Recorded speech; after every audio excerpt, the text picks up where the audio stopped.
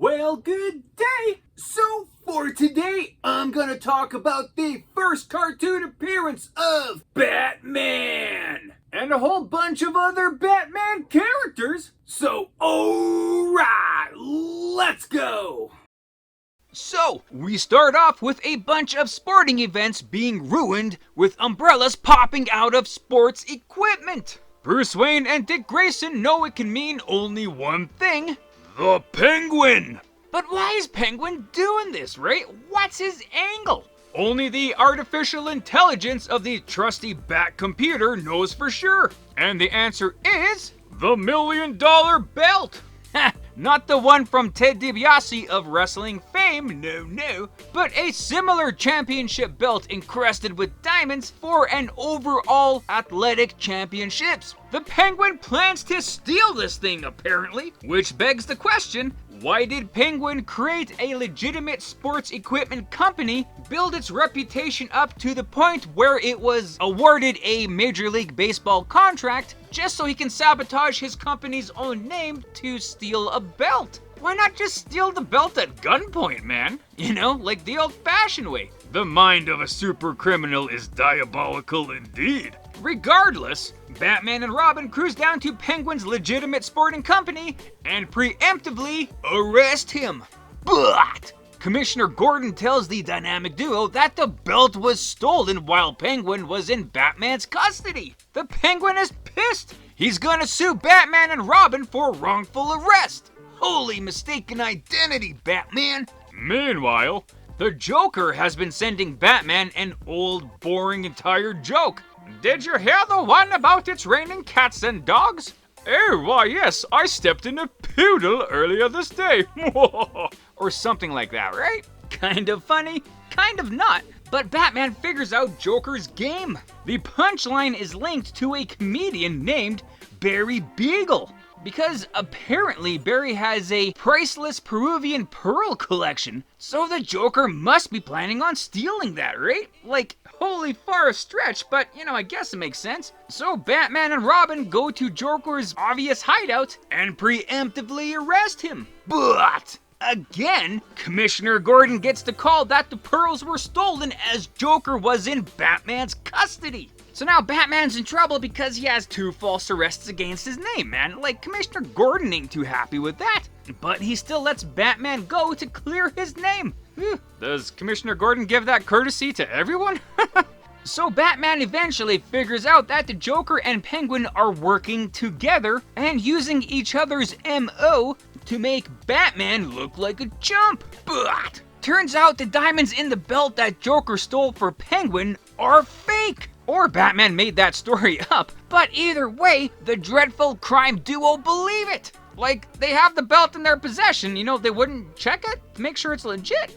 So now, Penguin and the Joker are literally at each other's throats trying to kill one another. And you might think for a second, Batman has a non-killing policy, which is great. But in this instance, if he just sits back and kind of relaxes and lets 2 of his biggest problems kind of take care of themselves permanently, his hands aren't dirty, right? But no, that's not how Batman operates.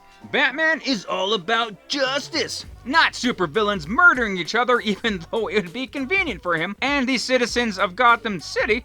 But after a couple of zany hijink situations and a random, easily escapable trap, Penguin and the Joker are arrested separately and are forced to hang out in the same jail cell with each other. Where, I say again, man, you got 2 problems that are willing to solution themselves, man.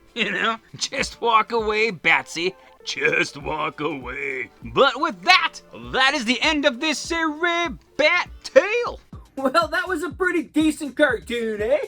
And for the intro of this cartoon, man, like, oh my god. Like, if you haven't seen it, this is what the intro looks like. I can't take it.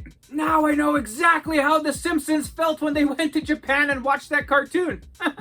So I was kind of ripping on Batman for maybe letting Joker and Penguin, take care of themselves, but they obviously are not going to do that in a kid's cartoon. I was pretty much just thinking about the movie Batman Begins, at the end of it when he was all like, I'm not gonna kill you, but I don't have to save you.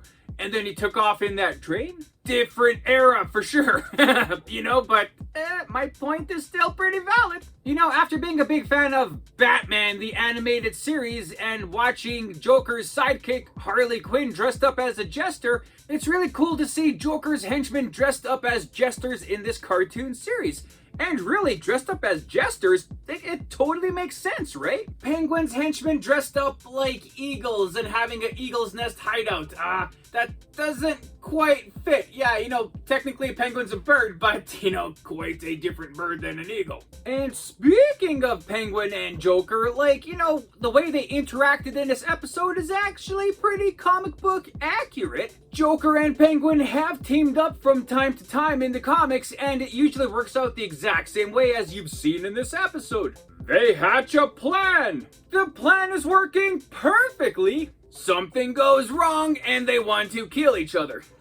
Which is the way the supervillain ego tends to work, right? And I'm still not sure about the law of preemptively arresting somebody for possibly doing a crime because a computer told you about it. Wouldn't Batman have to catch somebody in the act of a crime to actually have a citizen's arrest, not just say, hey, I think that guy's gonna do something, get him out of here. That part kind of had me a little kind of confused, but, other than that, it was a pretty good episode, man. A pretty good introduction. Shows you how diabolical the villains are, so it works out pretty good. But, yes, indeed. So, with a little bit more behind-the-scenes kind of stuff and some more thoughts, let's take a look at things over here. So, yeah, the adventures of Batman! And for a short period of time, it was known as Batman with Robin the Boy Wonder. A bit needlessly longer title, but I guess it gets the point across. And this is technically Season 3 of The New Adventures of Superman.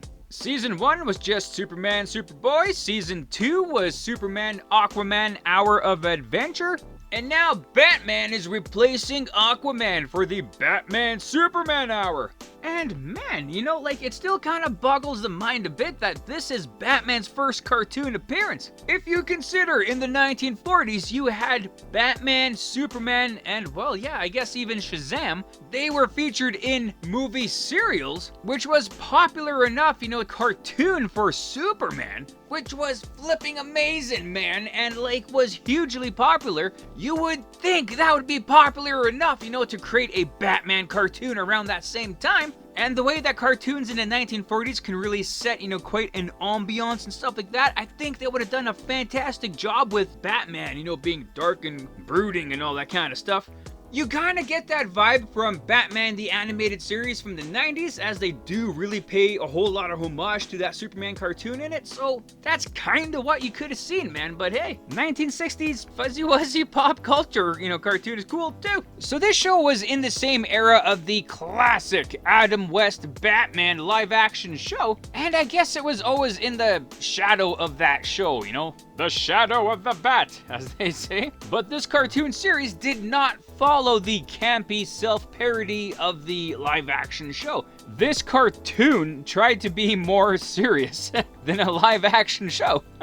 Well, to the degree that a 1960s cartoon could be serious, I guess. But it was pretty cool to see that different vibe from this show. And really, I guess, this cartoon series is pretty much in between the comic books and that live-action show, because it is kind of silly a bit sometimes, being a cartoon and all, but it does have enough seriousness kind of leaning from the comics. So a pretty good segue for, kids watching the show who want to buy the comics. So like in the Adam West Batman show or in the Batman the Animated Series, stuff like that, Joker would usually have a hideout that is based in an abandoned toy factory or something like that, because I guess those things are in abundance in Gotham City. But man, in the comics, Joker would always hang out in an abandoned mansion, as they depict in this cartoon.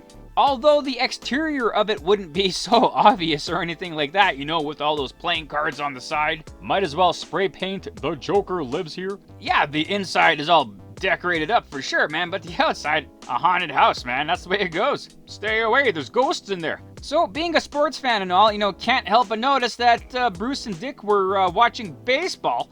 So, Gotham City has been depicted for having a Major League Baseball team. But what's the name of it? Well, I guess depends what reference and what era you're talking about. It seems like every time they bring up a Gotham City baseball team, it has a different name. It's in one of the other leagues, or whatever. For example, here are some of the names that have been used for a Gotham City baseball team throughout the years. You have the Gotham Knights, Gotham Griffins, Gotham Giants, Gotham Eagles, Gotham Guardians, Gotham Mammoths, which actually that's kind of a cool name, and the Gotham Goliaths. I think Knights has been used more lately, and it kind of makes sense, with the whole Batman theme, of the city. But yeah, man, whatever the hell you want to call this team, just go ahead and do it. The Gotham Bats, although that's a bit on the nose for a couple reasons. But yes, those are just some kind of basics on the whole thing here, so that's kind of where we're at right now. But yeah, so with this, that, those, and the other things, I guess, that's that. Also, if you guys are interested, I created my own superhero show and I have the first episode out already. The Adventures of the Density. So if you guys would like to check it out, I'll have a link above here and a link at the end of the video for you to peruse there. Yeah, right on, and there you go. So thanks for watching the video. I hope you liked it as much as I did making it. Also, feel free to check out the source material that I featured in this video. And if you want to leave a comment on anything you may have liked or things I might have missed in this, feel free to do so. Or anything else, just to say hi. That's cool too. And other than that, have a great day. Thanks.